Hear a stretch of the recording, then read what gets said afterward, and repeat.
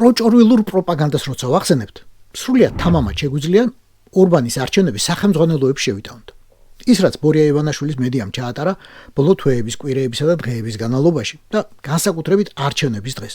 ნადეჟდას უნგრეთის არჩევნებზე ერთი კი არა, ორი ჯგუფი ყოლია გაგზავნილი. ერთი გადამღები ჯგუფი ცენტრალურ საარჩევნო კომისიაში მუშაობდა, მეორე მუშაობდა ფიდეშის სტაბინაში. ამდენი წელი ამ პროფესიაში ვარ და მე არ მახსოვს შემთხვევა რომელიმე ქართულ მედიას, რომელიმე ქვეყნის არჩევნებზე ერთბაშად ორი გადამღები ჯგუფი გაეგზავნა და ამდენი ჩართვა ჰქონდა ადგილიდან. მე არ მახსოვს იმიტომ რომ ასე არ მომხდარა. საქართველოსთვის სტრატეგიულად და ისტორიულად გაცილებით მნიშვნელოვანი ქვეყნების არჩევნებს. გაცილებით მნიშვნელოვანს. თუ უთმობდა ყურადღებას ქართული მედია, თითო ტელევიზია ერთ ჯგუფს გზავნიდა და ეგეც დიდი ამბავი იყო. არასდროს ყოფილა ერთი მედიის ორი გადამღები ჯგუფი ამერიკის არჩევნებზე, არასდროს ყოფილა გერმანიის არჩევნებზე, არასდროს ყოფილა თურქეთის არჩევნებზე.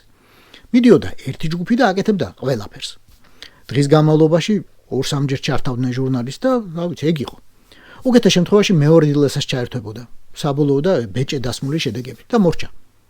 ახლა კი ნადეჟდას მაყურებელი იმ დოზით დაბომბეს, რაც ალბათ ყველა უნგრელსაც კი არ აინტერესებდა.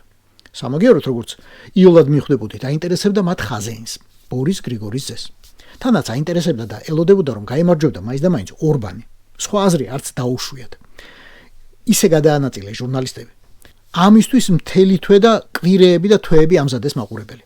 საკითხავი მხოლოდ ისაა, საკონსტიტუციო უმრავლესობას აიღებს ორბანი თუ ვერაო და გაბედავს თუ არა ოპოზიცია მაიდნის მოწყობას, რომლისთვისაც ემზადებოდა 2012 წლის კიევის მსგავსად. დიახ, არის მოლოდინი, მათ შორის როგორც მმართველი პარტიის მხრიდან კეთდებოდა ეს განცხადებები, ისე იწერებოდა მედიაში, რომ იმ შემთხვევაში თუ კი ოპოზიცია დამარცხდება საპარლამენტო არჩევნებში, ისინი გეგმავენ მასშტაბურ საპროტესტო მანიფესტაციებს მსგავსად მაიდნისა, რომელიც იყო უკრაინის დედაქალაქში კიევში 2012 წელს. კიევში რომ თურმე 2012 წელს მაიდანი ყოფილა, შეგვიძლია რომ მექანიკურ შეცდომას მივაწერო ჟურნალისტის. ჯანდაბას. ახალგაზრდაა და იქნებ არც ახსოვდეს. არავინ ყავდეს მასწავლებელი. მაგრამ როგორც წამოწდენა, უფრო გარკვევით, აზრის შემოგდება. ეს ძალიან საინტერესო ელემენტია. მით უფრო იმ პროპაგანდისტული ყლუაკიდან, რომელიც ქართველებსაც დღედაღა მაიდნით აშინებს. სახელების დასახელებაც კი აღარ არის საჭირო. თავისთავად არის ნაგულისხმები.